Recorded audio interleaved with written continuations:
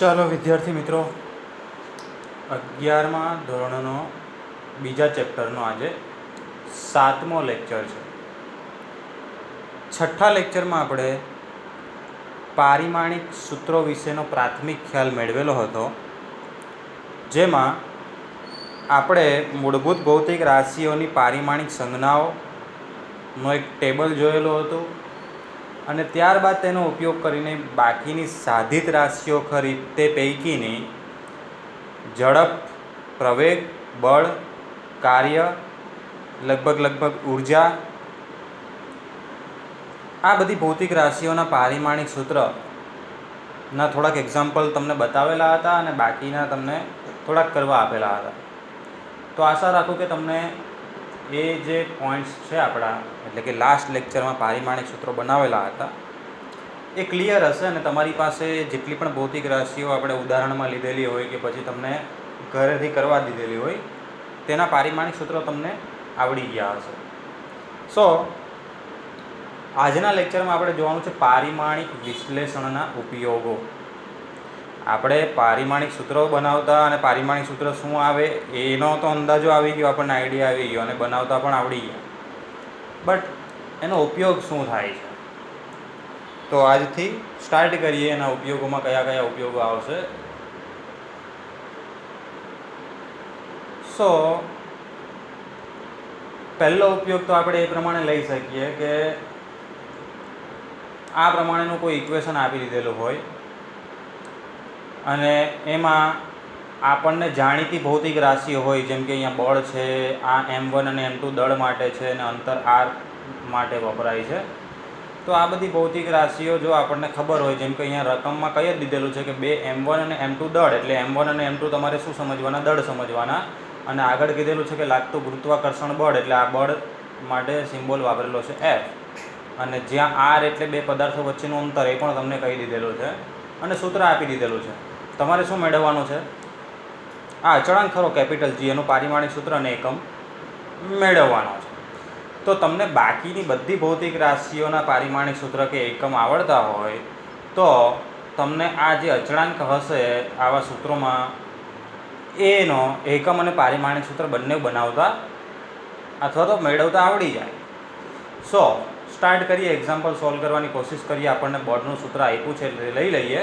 હવે આપણે કોનો એકમ મેળવવાનો છે? તો કેપિટલ G નો એકમ મેળવવાનો છે અને એનું જ પારિમાણિક સૂત્ર બનાવવાનું હોવાથી આપણે કેપિટલ Gને સૂત્રનો કરતાં બનાવીએ. એટલે Gને ત્યાંનો ત્યાં જ રહેવા દો, કારણ કે અંશમાં છે, ગુણાકારમાં છે. જો છેદમાં હતે તો આપણે એને ડાબી બાજુ લઈ જતે, પણ અહીંયા ગુણાકારમાં છે એટલે ત્યાંનો ત્યાં જ રહેવા દેવ. બાકીની જે બધી રાશિઓ ખરી, જેમાં R² ક્યાં છે? છેદમાં, તો એ અહીંયા ગુણાકારમાં જશે એટલે FR² થશે અને M1 અને M2 અંશમાં છે તો એના છેદમાં આવશે. એટલે આમાંથી Gનો સૂત્રનો કરતાં બનાવતા તમને આવડવું જોઈએ, જે આપણે ટ્યુટોરિયલ લેક્ચરમાં આવા પ્રકારના એક્ઝામ્પલ તો જોઈ ગયેલા હતા. સો હવે તમારી પાસે કેપિટલ Gનું સૂત્ર આવી ગયું, FR²/M1 M2, જ્યાં તમને આ બધાના એકમ ખબર હોવા જોઈએ. જેમ કે બળનો એકમ ન્યૂટન છે, પણ ન્યૂટન ના લખવો હોય તો તમે આગળના લેક્ચરમાં આપણે જોઈ ગયેલા હતા, બળનું પારિમાણિક સૂત્ર અને એકમ બનાવતા શીખી ગયેલા હતા, તો તે એકમ મૂકી દેશો તો અહીંયા ચાલશે. R એટલે શું છે? તો R એટલે અંતર છે અને અંતરનો વર્ગ છે, તો આરના વર્ગની જગ્યાએ આવશે અંતર માટે શું એકમ વાપરીએ છીએ આપણે? મીટર. તો અહીંયા આવશે મીટરનો વર્ગ. અને M1 અને M2 બંને શું છે? દળ છે. તો આ M1 માટે પણ કિલોગ્રામ ને આ M2 માટે પણ કિલોગ્રામ, તો કિલોગ્રામ ગુણ્યા કિલોગ્રામ એટલે કિલોગ્રામનો વર્ગ.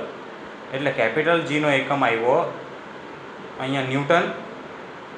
એની જગ્યાએ તમે બળનો એકમ જે આપણે મેળવેલો તે મૂકો તે પણ ચાલે, ઇન્ટુ m²/કિલોગ્રામનો વર્ગ. સો આ બની ગયો એકમ. તમને સાંભળેલું તો હશે કે બળનો એકમ ન્યૂટન છે. આપણે જેમ જેમ ચેપ્ટર ચાલશું તેમ તેમ તમને 11મા ધોરણમાં પણ આ બધા એકમો આવવાના જ છે, એટલે પરિચય પાછો મેળવશું જ આપણે. એટલે અત્યારે આ બધું ટેન્શન લેવાની કોઈ જરૂર નથી. ઓકે, તો આ એક એક્ઝામ્પલ હતું કે જેમાંથી આપણે શું કર્યું કે આ સૂત્રમાંથી Gને સૂત્રનો કરતાં બનાવીને એનો એકમ બનાવ્યો. હવે પારિમાણિક સૂત્ર, તો જેટલી ભૌતિક રાશિ છે એના પારિમાણિક સૂત્ર તમને આવડે છે. બળનું પારિમાણિક સૂત્ર પાછળથી જોઈ લેવાનું, આપણે આગળના લેક્ચરમાં મેળવી ગયા છે. આ બળનું પારિમાણિક સૂત્ર મૂક્યું છે M1 L1 T-2. R એટલે અંતર છે, તો અંતર માટે L વપરાય છે, આપણે L નો વર્ગ થશે. અને અહીંયા દળ કેટલી વાર છે? 2 વાર, એટલે m² મૂકેલું છે. અને પછી આ એમના વર્ગને ઉપર લઈ જાઓ તો એમની -2 થશે, આ એમની 1 અને -2, તો 1માંથી 2 બાદ કરો તો -1 આવે. એટલે આટલું મેથેમેટિક્સ તો તમને આવડે. પછી L1 છે, અહીંયા L2 છે, આધાર સરખા તો ઘાતનો સરવાળો થાય, ખબર ને ગુણાકારમાં, તો 1 + 2 3 અને t-2. સો આ બની ગયું આપણું કેપિટલ Gનું પારિમાણિક સૂત્ર.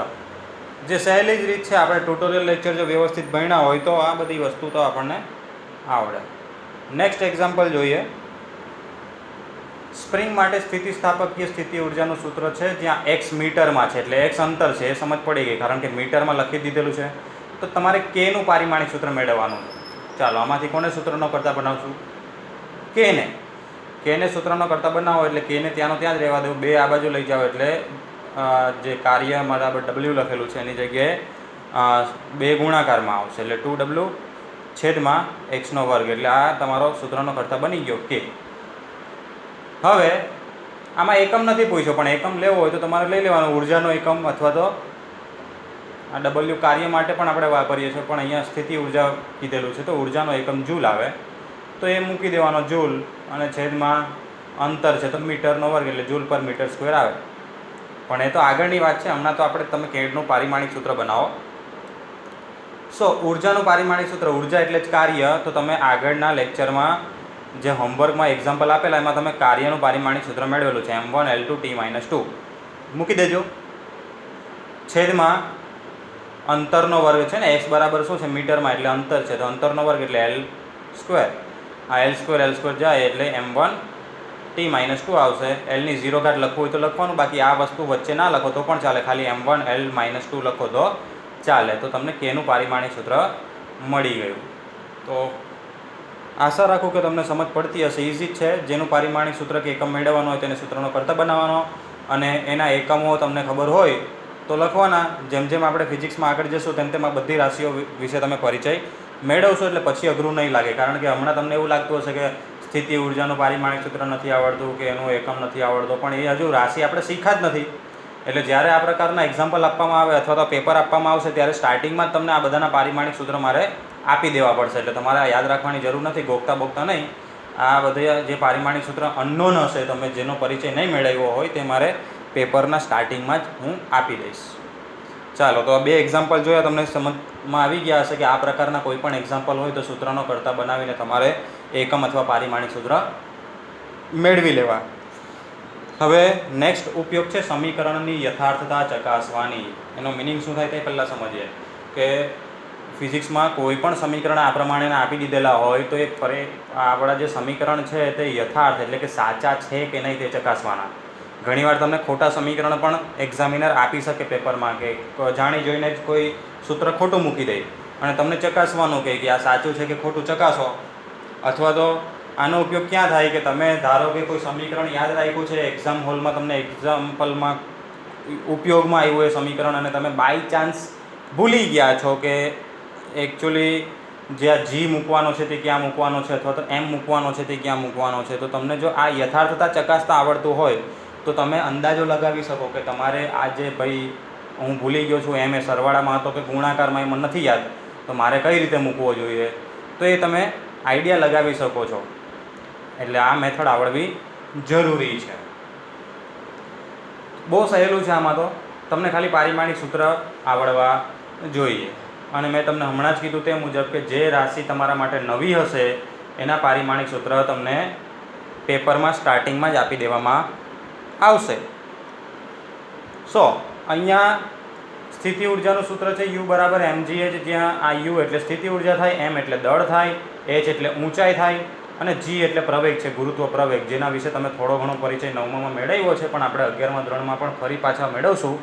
એટલે હમણાં આની ચિંતા ના કરો. પ્રવેગ છે, કોઈ પણ પ્રવેગ હોય એનું પારિમાણિક સૂત્ર સરખું જ આવે. એટલે તમે આગળના લેક્ચરમાં પ્રવેગનું પારિમાણિક સૂત્ર મેળવી ગયેલા છો, એટલે જીનું પારિમાણિક સૂત્ર તમારી પાસે છે. m એ તો મૂળભૂત ભૌતિક રાશિ છે, દળ, એનું પારિમાણિક સૂત્ર m1 આવે. અને અહીંયા ઊંચાઈ એ પણ મૂળભૂત ભૌતિક રાશિ છે, લંબાઈ, તો એનું પારિમાણિક સૂત્ર આવશે L1. તો તમારે શું કરવાનું, આમાં ડાબી બાજુ બરાબર જમણી બાજુ આવે છે કે નહીં તે ચેક કરવાનું. એટલે સૌ પ્રથમ તો જોઈ લેવું, આ સૂત્રમાં ડાબી બાજુ મેળવીએ તો ડાબી બાજુ શું છે? સ્થિતિ ઉર્જા, એનું પારિમાણિક સૂત્ર અહીંયા છે તમને આપી દીધેલું હશે, એમાં ચિંતા ના કરો તમે. એટલે આ સ્થિતિ ઉર્જાનું પારિમાણિક સૂત્ર મૂકી દીધું. ચાલો હવે જમણી બાજુ ચેક કરીએ. જમણી બાજુ શું છે? mgh 3 નો ગુણાકાર. m એટલે દળ તો m1 મૂક્યું, g એટલે પ્રવેગ તો એનું મૂક્યું L1 t-2 અને h એટલે ઊંચાઈ તો એનું મૂક્યું અંતરનું L1.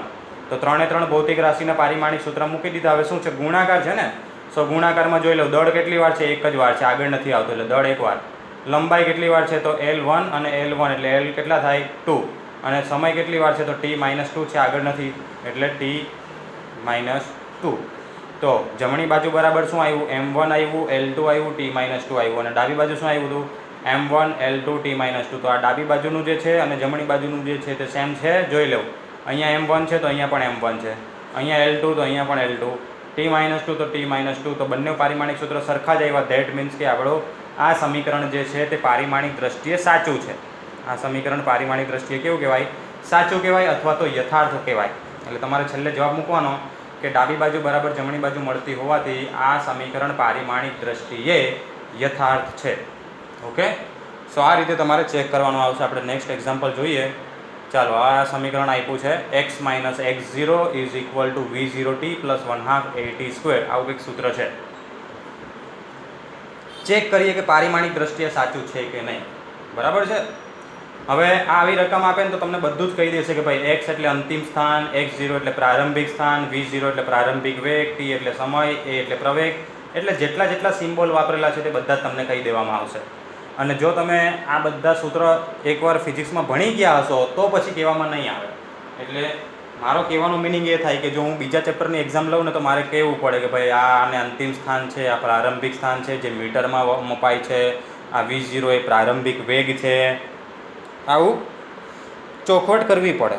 પણ ધારી લેવું કે આપણે 3-4 ચેપ્ટર ચાલી ગયેલા છે કે જેમાં આ સૂત્ર ઓલરેડી આવી ગયા. તો સૂત્ર આવી ગયા છો એટલે તમે સૂત્રથી પરિચિત છો. અને એકવાર સૂત્રથી પરિચિત થઈ ગયા હશો તો પછી એક્ઝામમાં જ્યારે પણ પૂછાશે ત્યારે મારે એ હું કહીશ નહીં કે ભાઈ આમાં v0 એ શું છે, આમાં પ્રવેગ એ શું, એ એટલે શું છે. આ બધી વસ્તુ હું ડિટેલ આપીશ નહીં. અને ઇવન કે પારિમાણિક સૂત્ર પણ નહીં આપું. કારણ કે ત્યારે વેગ એટલે તમને ખબર જ હશે કે અંતરભાગ્ય સમય થાય, પ્રવેગ એટલે ખબર જ હશે કે વેગ ભાગ્ય સમય થાય. એટલે ત્યારે તમને આ બધી ભૌતિક રાશિઓ વિશે ઊંડાણપૂર્વક સમજ હશે. એટલે તમે પારિમાણિક સૂત્ર કે એકમ બનાવવો હોય તો જાતે બનાવી શકો. એટલે હું આપીશ નહીં. પણ ક્યારે નહીં આપું? જ્યારે તમે એકવાર આ બધી ભૌતિક રાશિઓને શીખી ગયા હશો તો. પણ જો હમણાં બીજા ચેપ્ટરની એક્ઝામ લઈશ તો ત્યારે આ બધી ભૌતિક રાશિઓ હજી નથી આવી. માત્ર કેટલી ભૌતિક રાશિ આવી છે? 7 જ. અને 7માંથી આપણને વધારે પડતો ઉપયોગમાં શું આવે છે? દળ આવે છે, અંતર આવે છે અને સમય. તો એના પારિમાણિક સૂત્ર હું નહીં આપું. બરાબર? ઓકે, તો ચાલો, આ x અને આ x0 બંને સ્થાન દર્શાવે છે. શું દર્શાવે છે? સ્થાન. સ્થાન એટલે અંતર એક પ્રકાર, જેના પર આપણે પરિચય મેળવશું ત્રીજા ચેપ્ટરમાં. એટલે હમણાં હું ડિટેલમાં નહીં જઈશ. પણ એકચ્યુઅલી મીટરમાં મપાય. કોઈનું પણ સ્થાન રજૂ કરવું હોય તો મીટરમાં કે ભાઈ અહીંયાથી કેટલા મીટર દૂર છે એવી પ્રમાણે. ઓકે, એટલે આ બંને રાશિ જે છે તે મીટરમાં મપાય છે. મીટર એટલે અંતર માટે વપરાય છે. એટલે એ બંને જે x અને x0 છે એમના પારિમાણિક સૂત્ર સરખા જ આવશે. આનું પણ L1 આવશે, આનું પણ L1 જ આવશે. બરાબર છે? કારણ કે બંને શું રજૂ કરે છે? સ્થાન રજૂ કરે છે. આ પ્રારંભના એટલે શરૂઆતનું સ્થાન રજૂ કરે છે ને આ અંતિમ સ્થાન રજૂ કરે છે. એટલે આપણે પહેલાં ડાબી બાજુનું સૂત્ર મેળવ્યું તો ડાબી બાજુ આ પણ સ્થાન છે, આ પણ સ્થાન છે. એટલે બંનેના પારિમાણિક સૂત્ર સરખા જ આવે, L1 અને L1. હવે એવું નહીં લખતા કે L1 - L1 એટલે 0. ઓકે, આ પારિમાણિક સૂત્ર લખેલા છે એટલે આપણે પછી = 0 થઈ જાય એવું આપણે નિષ્કર્ષ તારણ કાઢવાનું નથી. આપણે ખાલી પારિમાણિક સૂત્ર જોવાના છે. ચાલો, તો ડાબી બાજુના આવી ગયા. હવે જમણી બાજુના મેળવીએ. જમણી બાજુ શું છે? v0t + 1/2 at². જ્યાં v0 એટલે વેગ છે. v0 એટલે શું છે? વેગ. પણ કેવો વેગ? પ્રારંભિક વેગ. પણ વેગ જ છે એટલે એનું પારિમાણિક સૂત્ર આવશે L1 t-1. આપણે આગળ જોઈ ગયા છીએ. ઓકે, અને જો હું એક્ઝામમાં મૂકીશ તો આ તમને આપી દઈશ.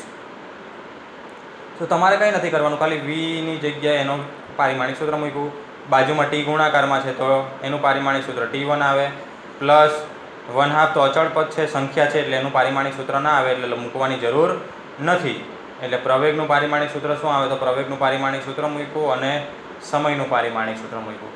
એટલે આવા જે અચળાંક આવતા હોય, 1/2 આવતો હોય, 2 આવતો હોય, એવી કોઈ પણ સંખ્યા આવતી હોય તો પારિમાણિક સૂત્ર એનું ના આવે. તો પારિમાણિક સૂત્ર જ્યારે પણ મૂકો ત્યારે એને લખવાના હોતા નથી. એટલે જેના પારિમાણિક સૂત્ર આવે તેને જ લખવાના. સરવાળો હોય તો સરવાળો, ગુણાકાર હોય તો ગુણાકારમાં મૂકવાના.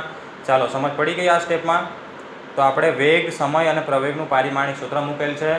હવે ડાબી બાજુ તો જે સૂત્ર છે તે જ. જમણી બાજુ શું થાય છે? તો L1 એકવાર આ t -1 + 1 એટલે 0 થઈ જાય. ખબર ને? t ની 0 થઈ જાય. લખવું હોય તો લખો, બાકી વાંધો નહીં, ના લખો તો. આ -1 + 1 એટલે t ની 0. ચાલો, અહીંયા t ની -2 + 2 એટલે અહીંયા પણ t ની 0 L1. એટલે જોવા જઈએ તો t ની 0 એટલે t આવ્યો જ નહીં, માત્ર શું આવ્યું? આ બાજુથી L1 આવ્યો ને અહીંયા L1 આવ્યો. એટલે જમણી બાજુ શું મળી આપણને? L1 + L1. ઓકે, તો ડાબી બાજુ શું મળેલી? ડાબી બાજુ મળેલી L1 - L1 અને જમણી બાજુ શું મળ્યું? L1 + 1 L1. એટલે તમને એવું લાગતું હશે કે ડાબી બાજુ બરાબર જમણી બાજુ ના મળી, પણ એવું નથી. અહીંયા ધ્યાન આપો, આ વસ્તુમાં ખાસ ધ્યાન આપવાનું છે.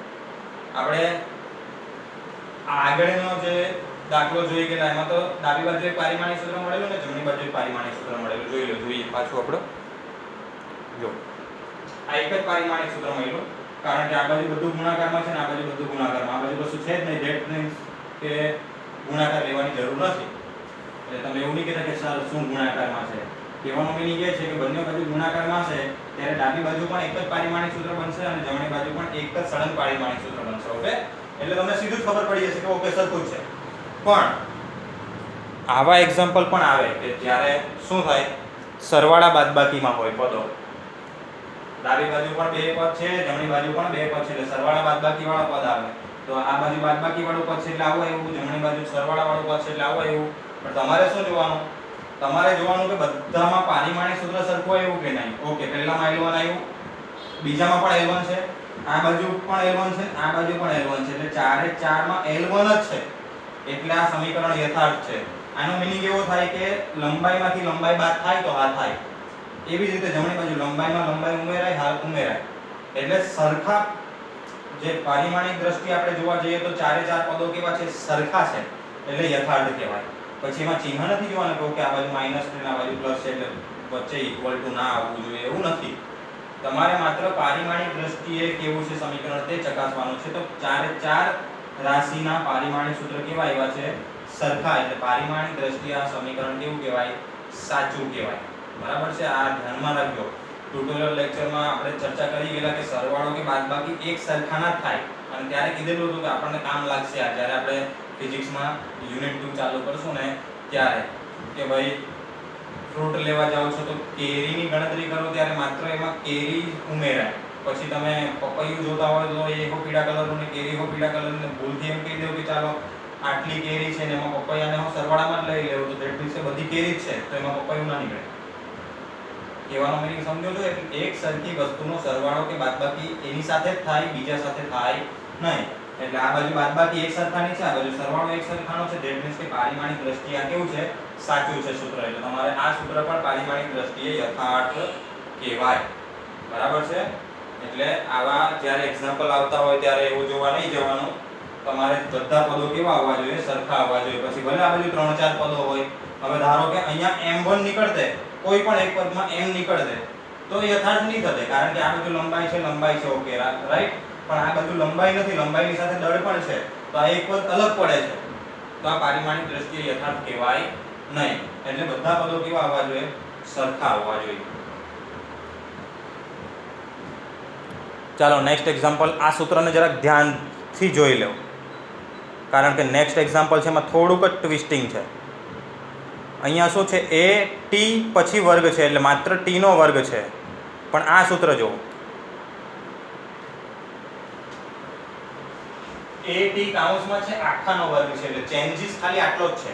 તમને એવું લાગતું હશે કે આગળનું સૂત્ર છે એ જ સૂત્ર છે. હા, એના જેવું જ છે. આ બાજુ x - x0 ની જગ્યાએ ખાલી x જ લીધેલું છે. તમે કોઈ પણ લઈ શકો. is equal to v0t plus 1/2 at આખાનો સ્ક્વેર. પેલામાં a ખાલી t નો વર્ગ હતો. બરાબર છે? હવે આ બાજુ પણ x - x0 લેવું હોય તો તમે લઈ શકો.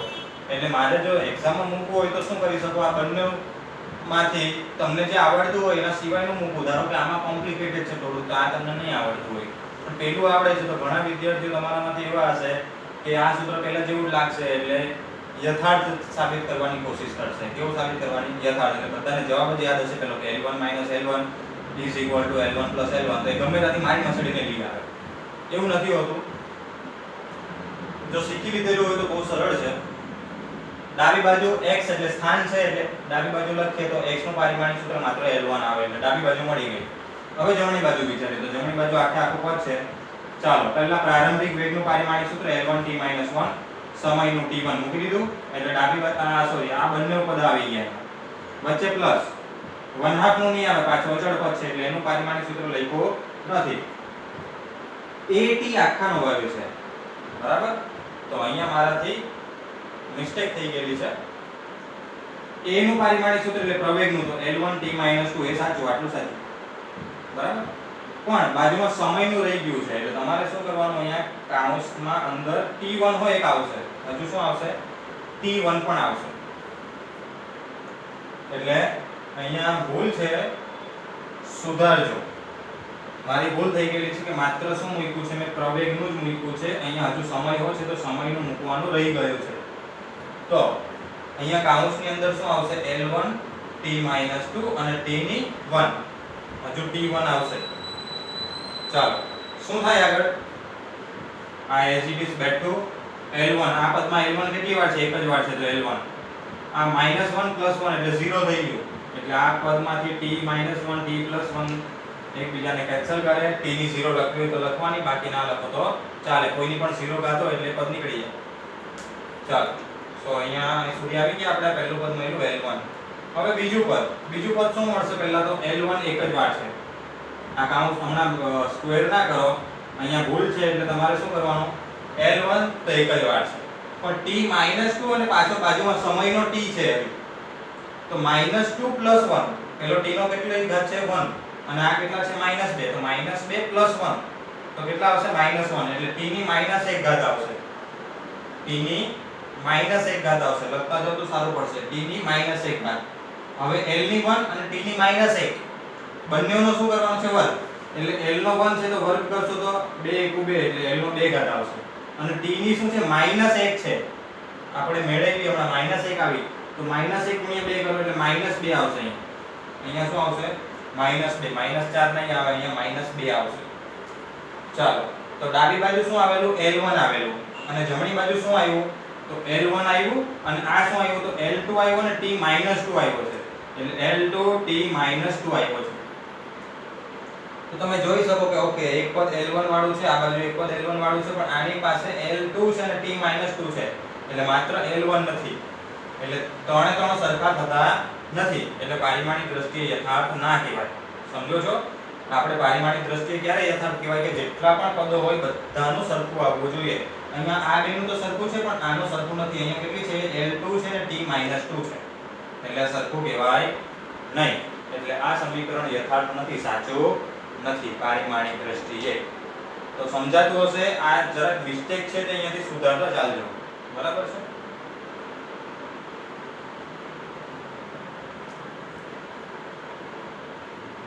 ચાલો આજ માટે આટલું જ. પારિમાણિક વિશ્લેષણનો ઉપયોગ કરીને આપણે પહેલાં તો શું તો કોઈ સૂત્ર આપી દીધેલું હોય એમાંથી કોઈ અચળાંક આવતો હોય કે કોઈ ભૌતિક રાશિ આપણને જાણકારીમાં ના હોય પણ એનું પારિમાણિક સૂત્ર આપણે બીજી બધીનો ઉપયોગ કરીને મેળવી શકીએ છીએ આ રીતે બરાબર ને. આવું તો આપણે ઘણીવાર કરશું વારંવાર આવશે એટલે આ મુદ્દાઓ એટલે કે આ કન્સેપ્ટ જે છે તે તમને યાદ રહેવો જોઈએ. ત્યારબાદ આપણે જોઈ ગયા તો સમીકરણ યથાર્થ છે કે નહીં એટલે સાચું છે કે નહીં પારિમાણિક દ્રષ્ટિએ તેના એક્ઝામ્પલ જોઈ ગયા બરાબર છે. તો આ એક્ઝામ્પલ બહુ ઇઝી છે. આમાં તમને કીધું તે મુજબ કે પારિમાણિક સૂત્ર તમને આપી દેવામાં આવશે જે રાશિના તમને નહીં ખબર હોય માત્ર મૂકીને સાદા સરવાળા બાદબાકી ગુણાકાર ભાગાકાર કરીને છેલ્લો જવાબ લાવવાનો છે. સરખા આવે તો રાઈટ અને ના આવે તો પારિમાણિક દ્રષ્ટિએ રોંગ છે બરાબર છે. ટ્યુટોરિયલ લેક્ચરનું મહત્ત્વ હવે તમને સમજાતું હશે મે બી.